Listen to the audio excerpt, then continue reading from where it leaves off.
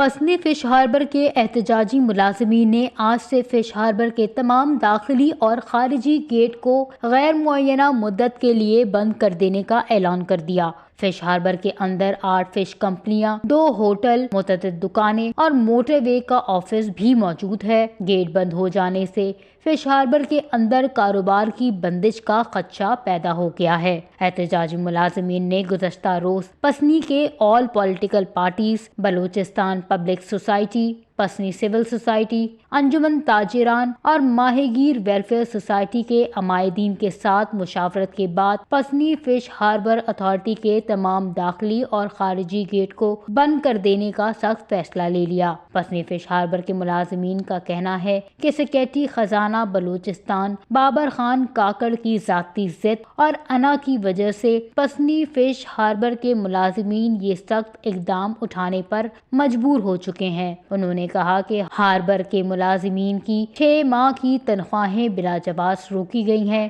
جس سے ملازمین کے خاندان معاشی بحران کا شکار ہیں اور ان کے گھروں کے چولہے بھی ٹھنڈے پڑ چکے ہیں۔ اس مصیبت کا احساس بیوروکریسی کو ہرگز نہیں ہو سکتا کہ نچلے طبقے کے ملازمین کس طرح سے زندگی گزار رہے ہیں۔ واضح رہے کہ پسنی فش ہاربر کے ملازمین 20 دسمبر سے فش ہاربر کے دفاتر کی تالہ بندی کر کے مسلسل احتجاج کر رہے ہیں۔ پسنی فش ہاربر کے مین گیٹ بند ہو جانے کی وجہ سے فش ہاربر اتھارٹی کے اندر فش کمپنی اور دکانداروں کو شدید مشکلات کا سامنا ہوگا۔